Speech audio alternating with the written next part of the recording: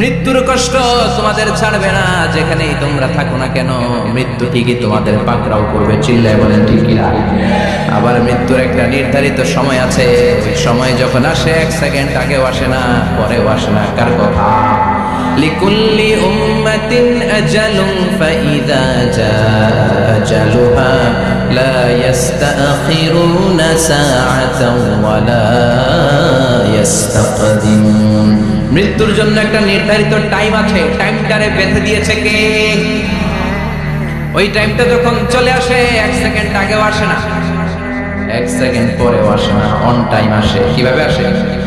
On time. কথা বলেন, সবাই বলেন অন টাইম। আরো জোরে বলেন, death will come on time, death never late. মৃত্যু যখন আসে অন টাইমে আসে, নির্ধারিত একটা সময় আসে, ওই সময়ের আগেও আসে না, পরেও আসে না। 1 সেকেন্ড আগেও আসবে না, পরেও আসবে না। মনে করেন আপনাকে রব্বুল আলামিন 60 বছরের হায়াত দিয়েছে, আপনার বয়স এখন 50 বছর, আরো বাকি কয় বছর? এখন গোটা বিশ্বের সবাই মিলে যদি আপনারে মারতে চায়, কিছু করতে পারবে না। কথা বলেন। আবার রব্বুল আলামিন আজ রাত 12টায় আপনার হায়াত কেড়ে নেবে। মালাকুল মাউত এসে রূহ কবজ করবে। দুনিয়াতে আর থাকার কোনো পারমিশন আপনার নাই, থাকার কোনো সুযোগ নাই। গোটা বিশ্বের সবাই মিলে যদি আপনারা রাখতে চায়, রাখতে পারবে না। কথা বলেন, চলে যেতে হবে। এই পৃথিবীতে আসার একটা সিস্টেম থাকে, যাওয়ার কোনো সিস্টেম নেই, ঠিক কি না? আসার সময় আগে আসছে আমার দাদা, তারপর আমার বাবা, তারপরে আমি, তারপরে আমার ছেলে, তারপরে আমার নাতি, তারপরে তার ছেলে, ঠিক কি না? তার মানে আসার একটা সিরিয়াল আছে, যাওয়ার কোনো সিরিয়াল আছে নাকি? কথা কম নাকি সিস্টেম? দাদা আগে আসছে, দাদাই আগে যাবে, নাতি যেতে পারবে না। কথা বলেন, দাদার আগে নাতি মরে, এরকম আছে না নাই? মায়ের আগে মেয়ে যায়, আছে না নাই? মুরব্বী বাজানেরা বেঁচে থাকে, আমাদের মতো যুবকগুলো অ্যাক্সিডেন্টে মারা যায়, আছে না নাই? আবার অসুস্থরা বেঁচে থাকে, সুস্থরা মরে যায়, আছে না নাই? হাসপাতালে রোগীগুলো বেঁচে থাকে, ডাক্তার মরে যায়, আছে না নাই? উখিয়া তো ডাক্তার মরে না, দিকেও ডাক্তার মরে, ওনারা না বাঁচায় মানুষে? হ্যাঁ হ্যাঁ, আল্লাহ বাঁচায়, ডাক্তার হচ্ছে ওয়াসিলা। চিল্লা এখন ঠিক কিনা? তার মানে এই দুনিয়ার থেকে চলে যাওয়ার কোনো সিরিয়াল থাকে না, মরে যাওয়ার সিরিয়াল থাকে না, আসার একটা সিরিয়াল থাকে, যাওয়ার কোনো সিরিয়াল থাকে না। কি বলেন? জোরে বলেন। আবার চলে যাওয়ার কোনো ভরসা নাই, 1 সেকেন্ডের মধ্যে সব হয়ে যায়। একটা সঙ্গীত আছে না, 1 সেকেন্ডের নাই ভরসা, ভঙ্গ হবে রং তামাশা, চক্ষু বুঝিলে খাইলে দম ফুরাইলে। চিল্লা বলেন ঠিক কিনা? এই গানের যিনি সিঙ্গার ছিলেন, আমরা তখন ছোট, ফিরোজ শাহ বা ফিরোজ শাহ নামে। 1 সেকেন্ডের নাই ভরসা, ভঙ্গ হবে রং তামাশা, চক্ষু বুঝিলে হাইরে দম ফুরাইলে। এই গানটা উনি গাইতে গাইতে স্টেজে মারা গিয়েছে। দেখেন নাই? মুরব্বীরা জানবে। তার মানে মৃত্যুর গান গেতে গেতে অনেকে মৃত্যুবরণ করে, এরকম আছে না নাই? অনেকে খাওয়ার টেবিলে বসে মারা যায়, আছে না নাই? ফুটবলার ফুটবল খেলতে খেলতে মরছে, দেখেন নাই? ক্রিকেট খেলতে খেলতে মইরা যায়, আছে না নাই? রেসলিং খেলতে খেলতে মারা যায়, দেখেন নাই? হ্যাঁ, এরকম ভিডিও দেখা যায় যে প্রতিপক্ষকে রেসলিং খেলায় মারতে মারতে শেষ, এখনই জিতে যাবে, হঠাৎ করে তাকায় আছে, কিচ্ছু বোঝে না, হঠাৎ করে জমিনে উল্টে পড়ে যায়, রেফারি এসে মাটিতে বাড়ি মারে, আর লড়ে না, আছে না? রেফারি কি করে? মাটিতে বাড়ি মারে, এতক্ষণ সে জিতে যায়, এখন আর নড়েই না। তাকাতে তাকাতে দুনিয়া থেকে নাই। অনেক টেলিভিশনের নিউজ রিপোর্টার রিপোর্ট করতে করতে নাই, দম ফুরাইলে শেষ হয়েছে।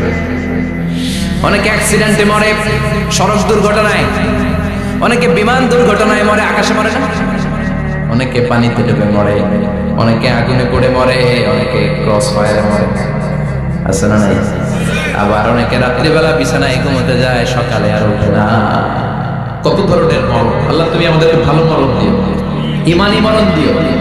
ইমানের পথে অবিচল থেকে আমার মরণ যেন হয়, ইমানের পথে অবিচল থেকে আমার মরণ যেন হয়। তোমারই কাছে মিনতি আমার,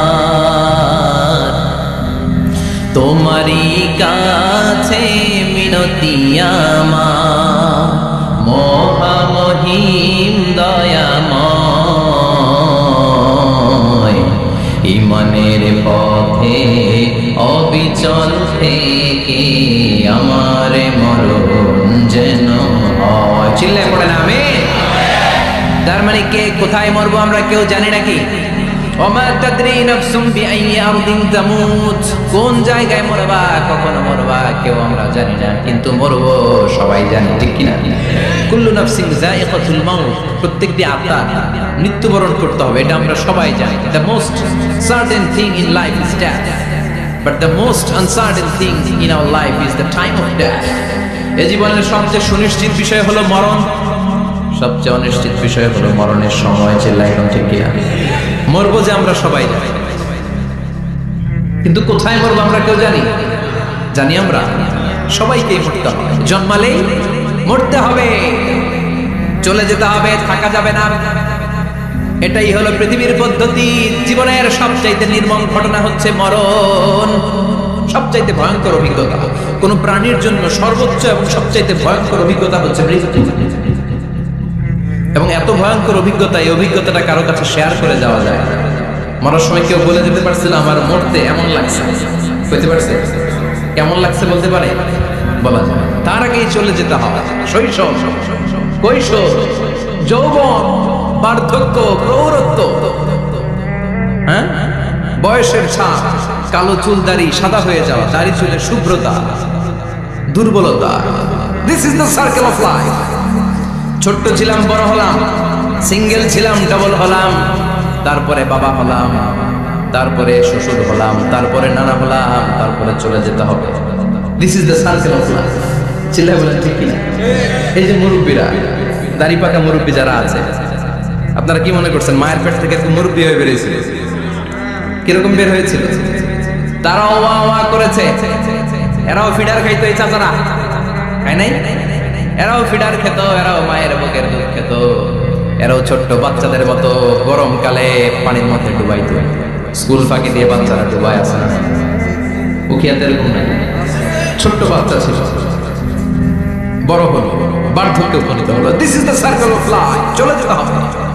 বিশ্বনবী বললেন আমার উম্মতি মা বাইনা 60 ইলা 70, আমার উম্মতের গড় বয়স হলো 60 থেকে 70। এই উম্মতের গড় বয়স কত? 60 থেকে 70। ওয়া আকাল্লুহুম মাইয়াজুজু যালিক, অল্প কিছু মানুষ আছে যারা 70-এর বেশি হায়াত পায়। এখানে 70-এর বেশি আছেন কারা? হাত তোলেন দেখি তো। কয়জন? একজন, দুইজন, তিনজন? মাশাআল্লাহ, আল্লাহ আরো হায়াত দেন। আল্লাহ এদেরকে আরো হায়াত দারাজ করুক। চিল্লায় বলেন আমিন। তার মানে আমার উম্মতি মা বাইনা 60 ইলা 70। বিশ্বনবী বললেন এই উম্মতের গড় বয়স 60 থেকে 70, আর 70-এর বেশি হায়াত পাবে। ওয়া আকাল্লুহুম মাইয়াজুজু যালিক, 70-এর বেশি পাবে হাতে গোনা, গুনে বের করে ফেলা যায় একজন, দুইজন, তিনজন, বাকি সব 60-এর আগে নাই। ঠুস। চিল্লায় ঠিক কিনা? বাংলাদেশের গড় হায়াত কত মানুষের? 60। বিশ্বনবীর কথার সাথে মিলে গেছে। চিল্লায় পড়েন সুবহানাল্লাহ। এই জন্য বিশ্বনবী বলেন এই যে মুরব্বীদের দাড়ি পাকে, এই যে রাস্তায় অ্যাক্সিডেন্ট হয়, এই যে ক্যান্সারে আক্রান্ত হয়ে লোকজন মারা যায়, তার উপরেও কি টনক নড়ে না? এরপরেও কি বিবেকে ধরে না যে তোমাকে চলে যেতে হবে? আকসিরু যিকরা আযিমিল লাযযাত, জীবনের সব স্বাদকে পাংশা করে দেয় ওই মরণকে স্মরণ করো। মরণকে স্মরণ করলে জাহান্নাম বরণ করা লাগে না। চিল্লায় বলেন ঠিক কিনা? আবার আল্লাহ বললেন গোলাম, স্পেশাল একজন ফেরেশতা আমি মরণের জন্য সিলেক্ট করলাম, নাম মালাকুল মাউত। তাকে আমরা আজরাইল বলেছি। এই মালাকুল মাউত তার বাহিনী নিয়ে নির্ধারিত টাইমে গোটা বিশ্বের সব মানুষের রূহ কবজ করে। অন টাইম নাকি দেরি করে? মালাকুল মাউত আগেও আসে, পরেও আসে। সুবহানাল্লাহ। সাইয়েদনা সুলাইমান আলাইহিস সালামের জামানাতে ওনার এক ওয়াজির ছিল, মন্ত্রী। ওই মন্ত্রীকে নিয়ে উনি বৈঠক করতেন। ওনার সময় উনি মালাকুল মাউতের সাথে বৈঠক করতেন। শুনতেছেন? আপনাদের মনোযোগ আছে তো? উনি বৈঠকে বসেছেন, মালাকুল মাউত বসা, ওয়াজিরও বসা। হঠাৎ মালাকুল মাউত ওয়াজিরের দিকে বড় বড় চোখ করে তাকাচ্ছেন। বড় বড় চোখ করে তাকানোতে ওয়াজির ভয় পেয়েছে। হঠাৎ মালাকুল মাউত চলে গেল। ওয়াজির বলে, ও সুলাইমান আলাইহিস সালাম, এই যে লোকটা বড় বড় চোখ করে আমার দিকে তাকালো, এটা কে? সাইয়েদনা সুলাইমান বলে হাদা মালাকুল মাউত। যে বর্ণনাটা বলছি এটা হাদিস না, এটা হচ্ছে ইসরাইলিয়া, জিউস ট্র্যাডিশন। কোরআন হাদিসের সাথে কোনো দ্বন্দ্ব নাই, তাই বর্ণনা করা যাবে। বিষ্ণু বলেছেন বাল্লিগু আন্নি ওয়ালাউ আয়া, আবার বলেছেন ওয়াহাদিসু আন বনি ইসরাঈল ওয়ালা হারাজ। বনি ইসরাইলের ট্র্যাডিশন বর্ণনা করো, জিউস ট্র্যাডিশন বর্ণনা করো, এতে কোনো সমস্যা নাই। ওয়াজির বলে ও সাইয়েদনা সুলাইমান, বড় বড় চোখ করে যে তাকালো লোকটাকে। সাইয়েদনা সুলাইমান বলে হাদা মালাকুল মাউত, এটা মৃত্যু ফেরেশতা।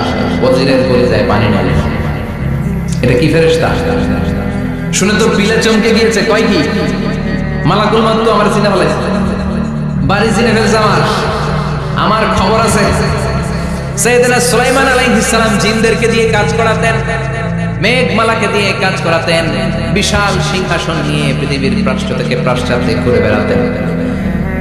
সাইয়েদনা সুলাইমানকে ওয়াজির বলে ও সুলাইমান, মেঘমালাকে আদেশ করে দেন আমি আর এই ফিলিস্তিনের ভূখণ্ডে থাকতে চাই না, আকাশের মেঘমালার উপরে আমারে বসিয়ে দেন, আর বলে দেন আমারে নিয়ে যেন আকাশের মেঘমালা হিন্দুস্তানের ওই দূর পর্বতে রেখে আসে, আকসা আল হিন্দ, হিন্দের সবচেয়ে দূরবর্তী জায়গায় যেন আমারে রেখে আসে। সাইয়েদনা সুলাইমান বললেন আকাশের মেঘ যাও, আমার ওয়াজিরকে নিয়ে হিন্দুস্তানের একটা উপদ্বীপে রেখে আসো। রেখে আসা হলো, কিছুক্ষণ পর মালাকুল মাউত সাইয়েদনা সুলাইমানের কাছে হাজির। সাইয়েদনা সুলাইমান বললেন ও মালাকুল মাউত, কই ছিলা? কই একটু আগে হিন্দুস্তান থেকে আপনার ওয়াজিরের রূহ কবজ করে আসছি। সুবহানাল্লাহ পড়েন। এটা আবার কেমন কথা, তুমি ওইখানে গেলা কেন? কয় রব্বুল আলামিন কিছুক্ষণ আগে আমার কাছে পয়গাম পাঠিয়েছে, যাও সাইয়েদনা সুলাইমানের ওয়াজিরের রূহটা কবজ করো। কবজ করার জায়গা হলো হিন্দুস্তানের উপদ্বীপ। কোন জায়গায়? মালাকুল মাউত এসে দেখে সুলাইমান নবীর সাথে মিটিং করে। ওয়াজির কার সাথে মিটিং করে?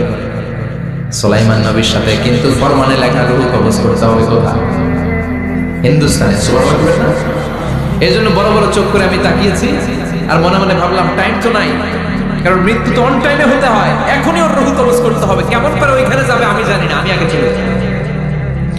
মালাকুল মাউত চলে গেল, যে দেখে ওই জায়গায় ওয়াজির হাজির, সাথে সাথে রূহ কবজ করে আল্লাহর কাছে চলে গিয়েছে। পড়েন সুবহানাল্লাহ। এই জন্য আল্লাহ বললেন মালাকুল মাউত আমি নির্ধারণ করে দিয়েছি, পৃথিবীর প্রতিটি মানুষ মালাকুল মাউতকে দেখবে, চাকরি দেখবে, ভালো হলেও দেখবে, খারাপ হলেও দেখবে। কার কথা? ভালো মানুষ যদি হয়, আল্লাহওয়ালা যদি হয়, ইসলাম প্রিয় যদি হয়, ডানপন্থী যদি হয়, মৃত্যুর সময় মালাকুল মাউত আলা সূরাতি শাবিন আলা আহসানি সূরা, একজন যুবকের আকৃতিতে চমৎকার ধবধবে সাদা একটা জুব্বা পরে, জান্নাত থেকে জান্নাতি কাফন নিয়ে, হানুত মিন হানুতিল জান্নাত, জান্নাতের সুগন্ধি নিয়ে মুমূর্ষু রোগীর মাথার সামনে এসে বসে যায়, আর দেহটারে ইঙ্গিত করে বলে ইয়া আইয়াতুহান নাফসুত তাইয়্যিবা, ও পবিত্র আত্মা। আরেক বর্ণনায় এসেছে ইয়া আইয়াতুহান নাফসুল মুতমাইন্না, ও প্রশান্ত আত্মা, উখরুজি ইলা মাগফিরাতিন মিনাল্লাহ, আল্লাহর ক্ষমার দিকে বের হয়ে আসো। উখরুজি ইলা মাগফিরাতিন মিনাল্লাহ ওয়া রিদওয়ান, আল্লাহর ক্ষমার সন্তুষ্টির দিকে রূহটা বের হয়ে আসো। স্মুথলি বলার সাথে সাথে মুমিনের দেহ থেকে রূহটা বের হয়ে আজরাইলের হাতে চলে যায়।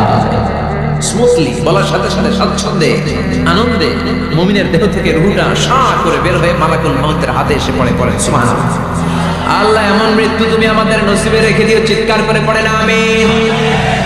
আর যারা ইসলাম মানে নাই, আর যারা কোরআন মানে নাই, আর যারা দিন কায়েমের আন্দোলন করে নাই, দিনকে ভালোবাসে নাই, বাম আর রামপন্থী ছিল, নাস্তিক ছিল, ইসলাম বিরোধী ছিল, তাদের কাছে মালাকুল মাউত আসে কি আসে না? চিল্লায় বলে না, সে কি আসে না? তাদের কাছেও আসে, কিন্তু আলা সূরাতি আকবাহি রাজুল, একজনের চেহারা যত ভয়ঙ্কর হতে পারে, যত নিকৃষ্ট হতে পারে, এরকম ভয়ঙ্করতম নিকৃষ্ট দুর্গন্ধওয়ালা একটা চেহারা নিয়ে আসে। রিজলাহু ফিল আরদ, পা থাকে জমিনে, রাসুহু ফিস সামা, হাদিসের বর্ণনা পা দুইটা জমিনে, মাথা আকাশে।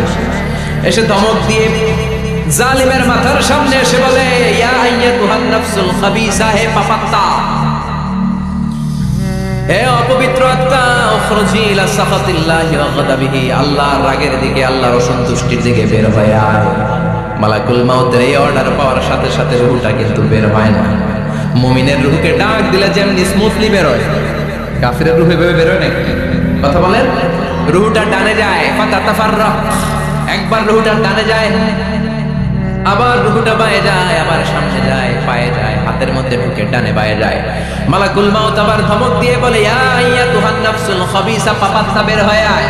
রূহটা আবার ডানে যায়, বায়ে যায়, সামনে যায়, পেছনে যায়। এবার খপাস করে মালাকুল মাউত রূহকে ধরে টান মারে।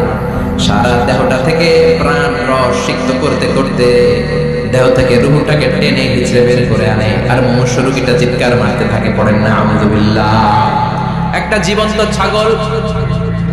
জীবন্ত ছাগলের চামড়াগুলো জবাই না দিয়ে কেউ যদি টেনে টেনে বের করে, ছাগল জবাই হয় নাই কিন্তু চামড়া এক পাশ থেকে টেনে টেনে টেনে হিচড়ে আপনি গা থেকে বের করলে যত কষ্ট হয়, এর চেয়েও বেশি কষ্ট দিয়ে মালাকুল মাউত বামপন্থী আর কাফেরদের রূহটা দেহ থেকে বের করে আনে। পড়েন না আউযুবিল্লাহ। আমাদের রূহটা যেন আল্লাহ, মুমিনদের রূহ আপনি যেভাবে কবজ করেন ওইভাবে যেন আমাদের রূহটা বের হয়ে আসে। আর জোরে পড়েন আমিন। এজন্য আল্লাহ বললেন, বাল তু'সিরুনাল হায়াতাদ দুনিয়া ওয়াল আখিরাতু খায়রুন ওয়া আবকা। পাগলের মতো আচ্ছন্ন হয়ে এই দুনিয়াটার পেছনে ছুটে বেড়াও। এই দুনিয়া আসল নয়, আখিরাত হলো আসল। চিল্লায় বলেন ঠিক কিনা? অস্থির, আমরা ব্যস্ত দুনিয়ার লোভে আর মোহে পড়ে আমাদেরকে যে মরতে হবে, চলে যেতে হবে, এটা ভাবার সময় আমাদের নাই। চিল্লাই কোন ঠিক কিনা? এজন্য বলা হয় মুতু ক্বাবলান তামুতু, মরার আগে একবার মরো। হাসিবু ক্বাবলান তুহাসাবু আলাইক, তোমার হিসাব কিয়ামতের দিন করার আগে তুমি তোমার হিসাব করো। জীবনে কি কি পাপ করেছি আমি জানি, আমার চেয়ে ভালো কেউ জানে না। চিল্লায় বলেন ঠিক কিনা? কি কি অন্যায় করেছি আমার হৃদয়ের মধ্যে কথাগুলো আছে না নাই? পৃথিবীর কেউ না জানলেও আমি জানি কি জানি না?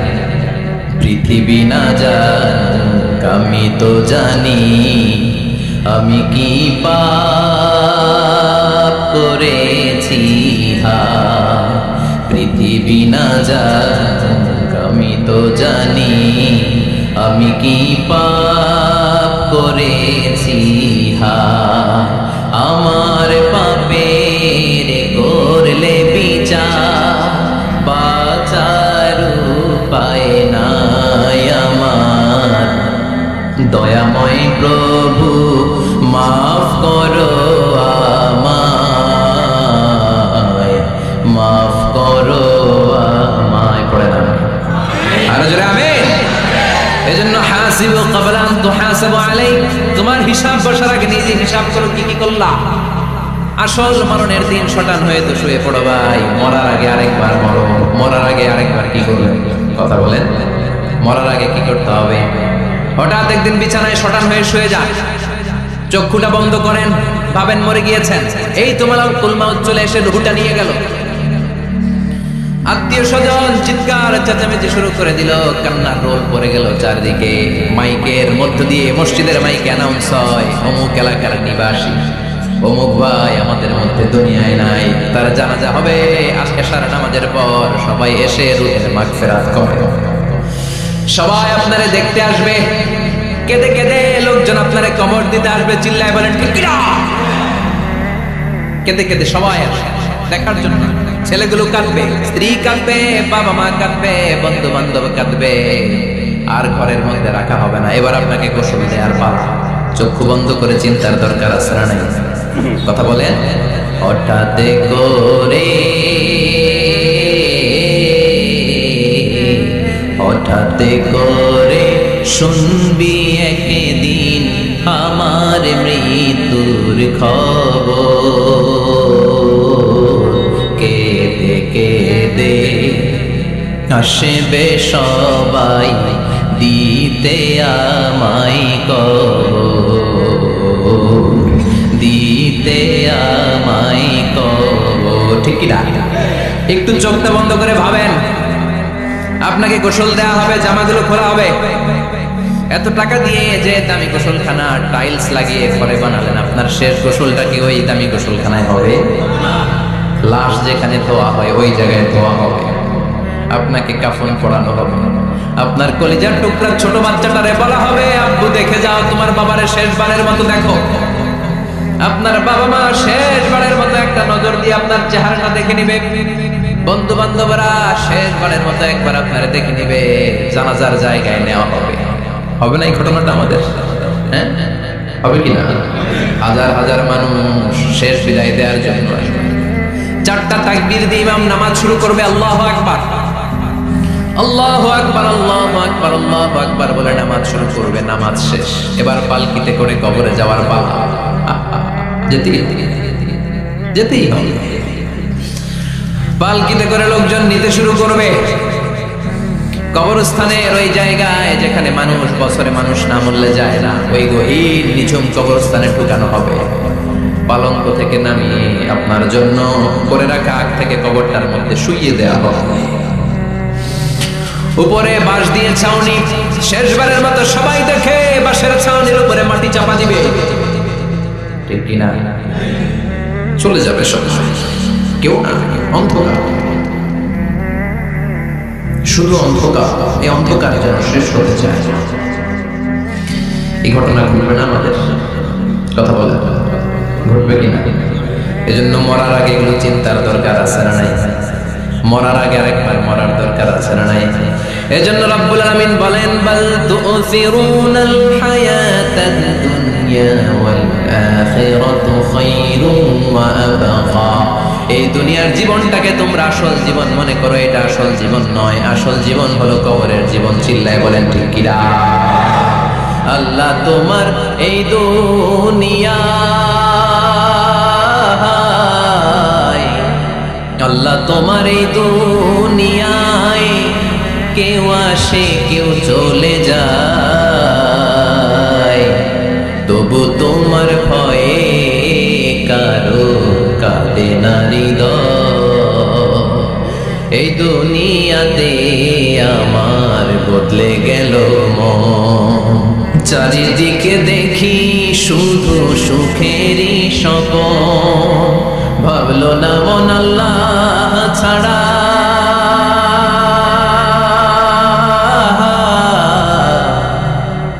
ভাবলো না মন আল্লাহ ছাড়া নেই কোনো উপায়, তবু তোমার ভয়ে কারো কাঁদে না হৃদয়, ঠিক কিনা? আসে আর চলে যায়। প্রতিদিন মাইকে অ্যানাউন্স শুনি, অমুক এলাকার অমুক লোক নাই, দাদা গেল, বাবা গেল, বড় ভাই গেল, আত্মীয় স্বজন গেল, আমাকেও যেতে হবে, এই চিন্তা মাথায় নাই। চিল্লায় ঠিক কিনা? এজন্য লাইফটা হলো one time, one chance. Second কোনো চান্স আপনাকে দেয়া হবে নাকি? কাফেররা বলবে, ইয়া রাব্বি আরেকটা সুযোগ দেন, লাউ আন্না লানা কাররা ইয়ানি মাররা, আল্লাহ আরেকটা সুযোগ যদি পেতাম দুনিয়াতে ভালো করে আসতাম। আল্লাহ বলবেন, ইন্নাহা কালিমাতুন কাইলুহা, এটা শুধু তাদের মুখের কথা, তাদেরকে আবার সুযোগ দিলেও তারা কিছু করবে না। চিল্লায় এখন ঠিক কিনা? এজন্য একটা চান্স আমরা পেয়েছি, এই দুনিয়ার ওয়ান চান্সে আমরা ভয় পাবো একজনকে। চিল্লায় বলেন তিনি কে? এজন্য যেতে আমাদেরকে হবে। এই মরণ থেকে পালানোর কোনো সুযোগ কেউ পালাতে পারে নাই। এই মরণ হলো আখিরাতের প্রবেশদ্বার। মরণ নামক পালকিতে চড়ে আমরা কবরের ভেতরে ঢুকি। মরণ হলো প্রথম পর্ব, কবর হলো দ্বিতীয় পর্ব। যেরকম ঠিক কিনা? এজন্য বিশ্বনবী বললেন, আল কবর রাউদাতুম মিন রিয়াদিল জান্নাহ আও হুফরাতুম মিন হুফারিন নার। কবর হলো কারো জন্য জান্নাতের বাগান, কারো জন্য জাহান্নামের গর্ত। আমরা বলি, আল্লাহ আমাদের কবরটারে জান্নাতের বাগান বানাও। আর জোরে পড়েন আমিন। আবার বিশ্বনবী বললেন, ইন্নাল কবর আউয়াল মানজিল মিন মানাজিলিল আখিরাহ। কবর হলো আখিরাতের মানজিলগুলোর প্রথম মানজিল। আখিরাতে একটার পরে একটা অনেকগুলো স্টেশন আপনাকে পার হতে হবে। প্রথম স্টেশনটার নাম হলো কবর। প্রথম স্টেশনের নাম কি? এই কবর নামক স্টেশনে যদি আপনি মাফ পেয়ে যান, সামনের সব স্টেশনগুলোতে মাফের ব্যবস্থা করবে কে? আল্লাহ। আর কবর নামক স্টেশনে যদি ধরা খেয়ে যান, আপনার মায়ের আছে না নাই? লাশটাকে যখন রাখা হয়, লাশটা চিনে কে আমারে রাখলো, কে আমাকে ধৌত করলো, কে আমারে কাফন পড়ালো। এজন্য বিষ্ণুই বলেছেন, মুমূর্ষের সামনে বসে বসে পড়ো, লা ইলাহা ইল্লাল্লাহু মুহাম্মাদুর রাসূলুল্লাহ। লাকিনু মাউতাকুম লা ইলাহা ইল্লাল্লাহ। মুমূর্ষের সামনে দাঁড়িয়ে দাঁড়িয়ে পড়ো, লা ইলাহা ইল্লাল্লাহ। এই লা ইলাহা হচ্ছে জীবিতদের জন্য কালিমা, আর আমরা মরার পরে জিকির করি, ঠিক কি না? আমাদের দেশের অনেক জায়গায় লাশ নিয়ে কবরে যাওয়ার সময় লা ইলাহা পড়ে না। না, এটা আগের জিকির, মরার আগের জিকির। মরার আগে আপনাকে অ্যানাউন্সমেন্ট দিতে হবে আল্লাহ ছাড়া কোনো ইলাহ নাই, বিশ্বনবী হচ্ছেন শেষ নবী এবং রাসূল। চিল্লায়ে বলেন ঠিক কিনা? লাশটাকে যখন রেখে দেয়া হয়, বিশ্বনবী যত মানুষকে কবরে রেখেছেন তারপরে দাঁড়িয়েছেন আর বলেছেন ইস্তাগফিরু লিআখিকুম, তোমার ভাইদের জন্য তোমরা দোয়া করো, ফাইন্নাহু লানা ইউসাল, এখনই তাকে কবরে সওয়াল করা হবে। কবরে প্রশ্ন আসছে না নাই? কথা বলেন। বিশ্বনবী খাদিজাতুল কুবরা, ওনার প্রথম স্ত্রী খাদিজাতুল কুবরা তাহেরাকে কবরের মধ্যে রেখে দিয়ে কাঁদতে শুরু করলেন, চোখের পানি ছেড়ে অনেক দোয়া করলেন। দোয়া শেষে সব সাহাবারা ঘরে ফিরে যায়, বিশ্বনবী যায় না। সাইয়েদনা আবু বকর বললেন, ও নবী চলেন ঘরে যাই, অনেক তো দোয়া করলেন। বিশ্বনবী বললেন, আবু বকর তুমি যাও, আমি যাব না। এইটা সাধারণ মহিলা না, এটা বিপদের দিনের সঙ্গিনী খাদিজা। মক্কায় যখন আমার কেউ ছিল না, খাদিজা আমারে ভুলে নাই। 3 বছর কাফিররা আমাকে জেলখানায় বন্দী রেখেছে, নাম শিয়াবে আবি তালেবের জেলখানা। আমার স্ত্রী ওই জেলখানার জীবনেও আমারে ছাড়ে নাই, আমার সাথে 3 বছর খাদিজাও জেল খেটেছে।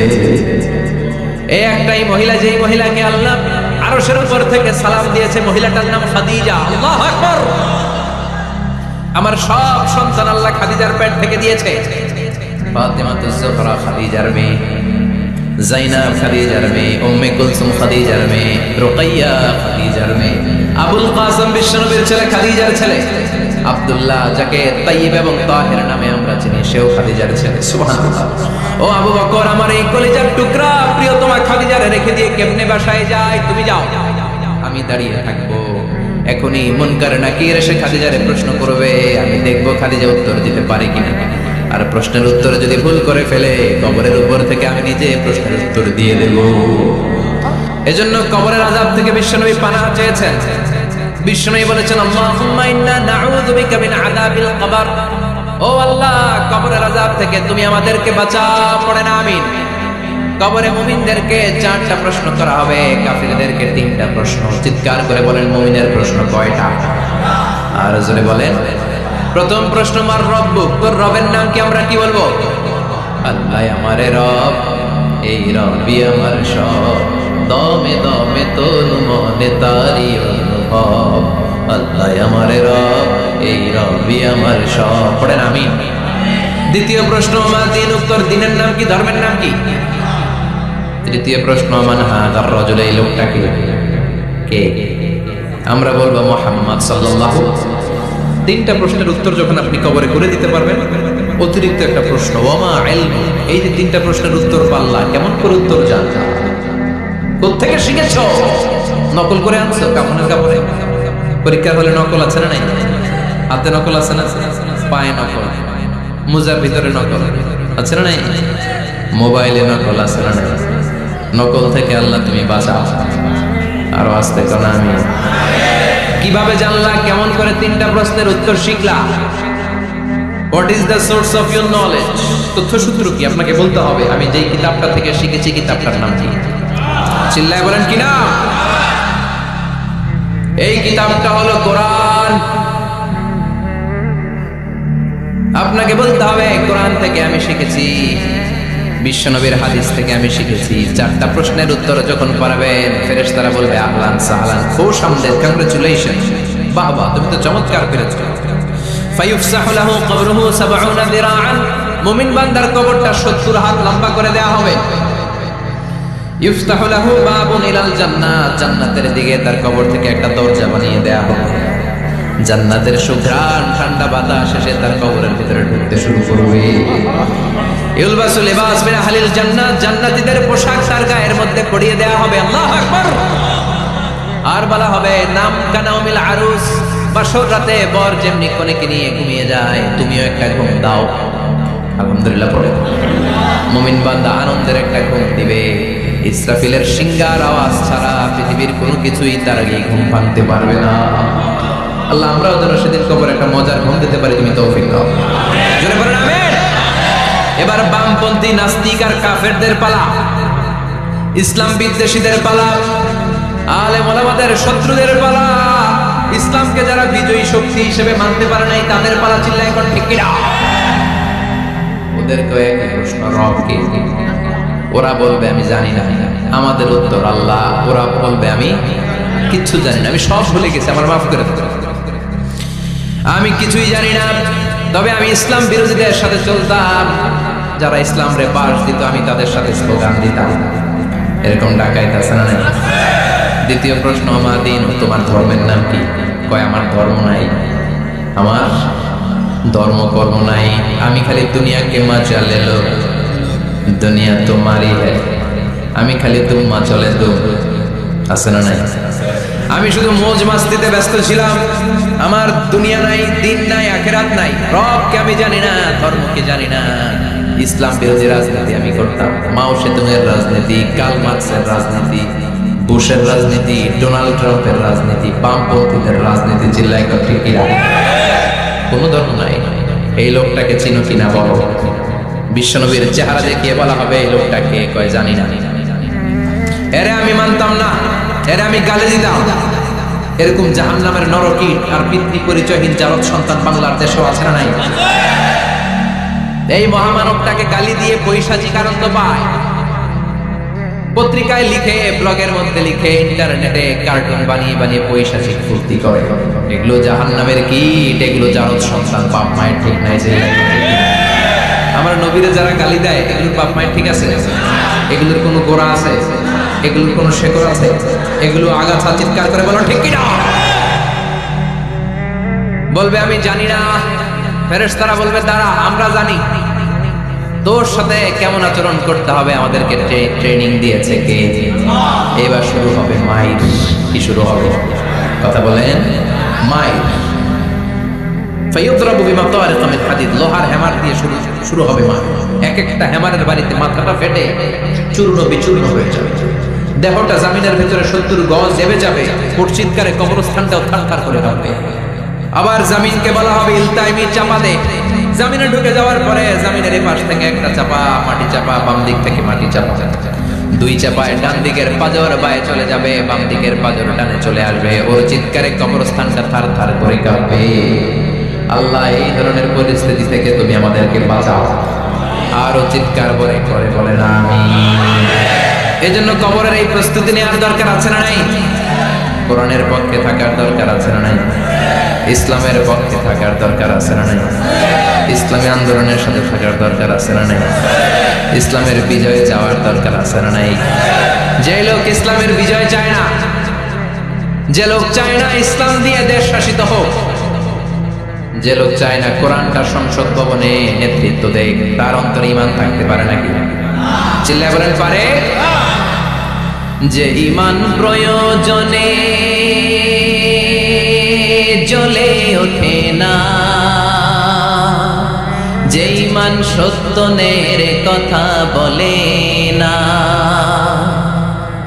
যে ঈমান প্রয়োজনে জ্বলে ওঠে না, যে ঈমান সত্যের কথা বলে না, যে ঈমান বাস্তবে নাই, যে ঈমান অন্তরে নাই, মুখে শুধু ফাঁকা বলি, কি করে তারে বলো ঈমানে বলি, কি করে তারে বলো ঈমানে বলি, কি করে তারে বলো ঈমানে বলি, ঠিক না? যে ঈমান দিন কায়েমের আন্দোলনের ধার ধারে না, যে ঈমান লেবাসধারী কোরআন হাদিস তাও পড়ে না, যে ঈমান খাজার নামে মাজার করে ফুলুস কামাই, আছে না নাই? উখিয়াতে নাই? উখিয়াতে মাজার আছে নাকি? সাগর পারে এগুলো থাকে, এগুলোর সাথে ইসলামের সম্পর্ক আছে?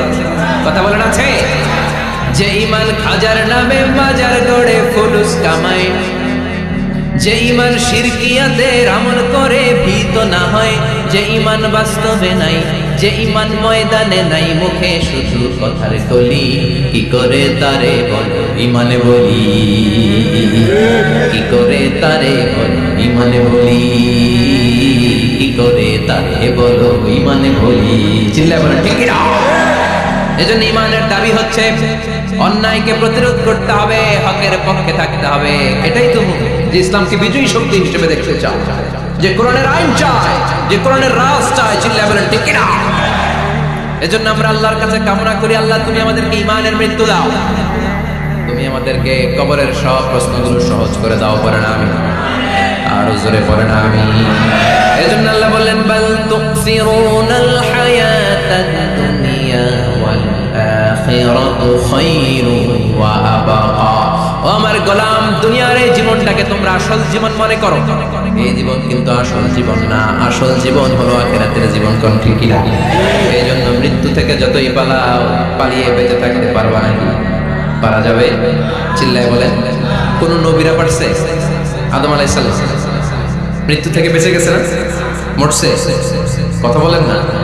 উনি পৃথিবীর একমাত্র মানুষ যিনি জানতেন যে উনি কতদিন বাঁচবেন। সুবহানাল্লাহ। উনি জানতেন উনি কতদিন বাঁচবেন। কেন আল্লাহ জানালেন? এর কারণ মৃত্যু কি এটা উনি জানেই না। কেমনে মরে দেখেই নাই, কষ্ট কি জানে না। আমরা আমাদের দাদাকে মরতে দেখেছি, বাবাকে মরতে দেখেছি, মামাকে মরতে দেখেছি। মরণের কত কষ্ট আমরা দেখি, এজন্য ভয় আছে না নাই? আদম আলাইহিস সালামের দাদা আছে নাকি? বাবা, মামা, খালু, শালা আছে নাই? এজন্য মৃত্যু যে কেমন এটা উনি জানতেন না। এজন্য আল্লাহ জানিয়ে দিলেন, আদম পৃথিবীতে তুমি 1000 বছর বাঁচবে। আলফু সানা। লাম্মা খালাকাল্লাহু আদামা ওয়া কানা তুলুহু 60 যিরাআন। বুখারীর বর্ণনা, সাইয়েদনা আদম আলাইহিস সালামকে বানানোর পরে আল্লাহ 60 হাত লম্বা বানালেন। কয় হাত? জোরে বলেন, আরো জোরে। 60 হাত লম্বা। এরপরে ওনার ঔরসে পৃথিবীতে যত নারী আসবে, পুরুষ আসবে রূহের জগতে, সবগুলো রূহকে বসিয়ে দিলেন বৈঠকে। সুবহানাল্লাহ।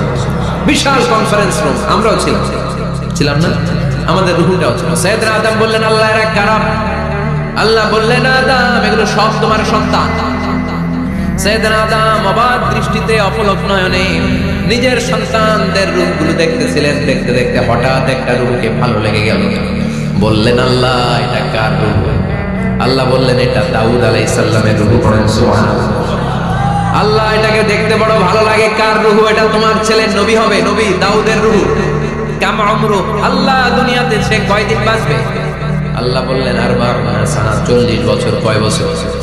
সবাই বলেন কয় বছর? 40 বছর। সাইয়েদনা আদম বললেন, মাবুদ আমার এত সুন্দর কলিজার টুকরা সন্তান দাউদ আলাইহিস সালামকে দুনিয়াতে মাত্র 40 বছর আপনি কেন দিলেন? আল্লাহ প্রথম মানুষ এবং নবী হিসেবে আপনার কাছে ফরিয়াদ করি, আমার ছেলে দাউদের বয়স বাড়ায়া দেন।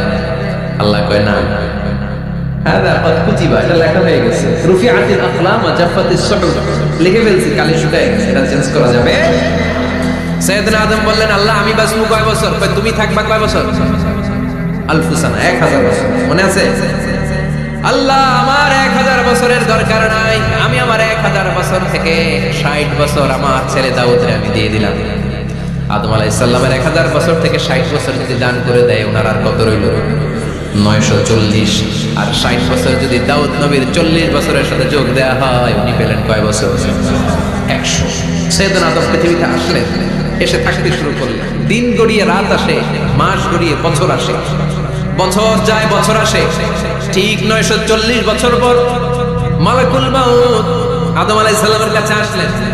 বললেন, আনা মালাকুল মাউত উকিলা বিকুম, আপনাদের জন্য আল্লাহ আমাকে বানিয়েছে রূহ কবজ করতে। ও আদম, আবুল বাশার, পৃথিবীর প্রথম মানব, প্রথম নবী, আপনার সময় শেষ, রেডি হন। কি হন? খেলা শুরু হবে, এখনই রূহ কবজ করে নিয়ে যাব। সাইয়েদনা আদম বলে, এখন আসছো কেন? আমার আরো 60 বছর বাকি আছে।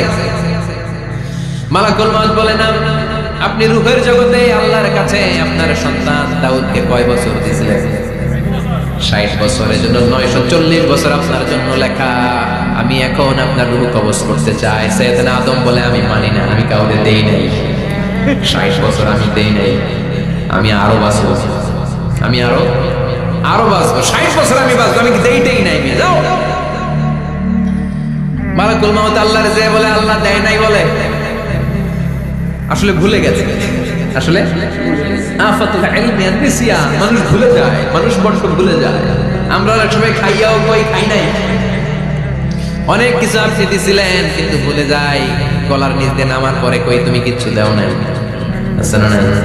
নাসিয়া আদম ফানাসিয়া বানু, আদম আলাইহিস সালাম ভুলে গেছেন, তাই আমরাও ভুল করি, ঠিক কি না? এজন্য আমাদের নেতারাও বলে এটা দেব ওটা দেব, নির্বাচনের পর সব ভুলে যায়। আছে না নাই? ওই যে আদম আলাইহিস সালাম বলছে, আমরা ভুলে যাই, আমাদের দোষ কি? ভুলে যায়, বেমালুম ভুলে যায়। আল্লাহ বললেন, মালাকুল মাউত আর জোরাজুরি করো না, 940 নয়, ঠিক 1000 বছর পরে আদমের কাছে যাবা। আমি আমার আদমের ভাগ্যে এই জিনিসটাই রেখে দিয়েছিলাম রে মালাকুল মাউত।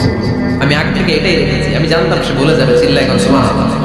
তার মানে পৃথিবীর সবচেয়ে লম্বা মানুষ 60 হাত লম্বা, এত শক্তিশালী আদম আলাইহিস সালাম শ্রীলঙ্কাতে প্রথম নেমেছিলেন। এক লাফ দিলে আধা মাইল চলে যেতেন। সুবহানাল্লাহ। কি লম্বা মানুষ, থাকতে পারছে? কথা নেই, ঘুমে ধরছে। শেষ করে দিই, হ্যাঁ আরো কয়েক মিনিট চলবে, চলবে চলবে। তাকবীর দেন, লিল্লাহি তাকবীর। আদম আলাইহিস সালাম চলে গেলেন, ওনার পরের নবী ইদ্রিস আলাইহিস সালাম, উনি মরে নাই। ইদ্রিস আলাইহিস সালাম মরছে, কে বলছে? উনিও মরেছেন। তবে ওনার মৃত্যুর আজীব এক ঘটনা আছে, অনেক লম্বা কথা। এক ফেরেশতার সাথে ওনার বন্ধুত্ব হয়েছিল, বলেছিলেন আমি আকাশ দেখতে চাই, আল্লাহর কাছে অনুমতি চাই। আল্লাহ বলল ঠিক আছে, ইদ্রিসকে আকাশে ঘুরাও।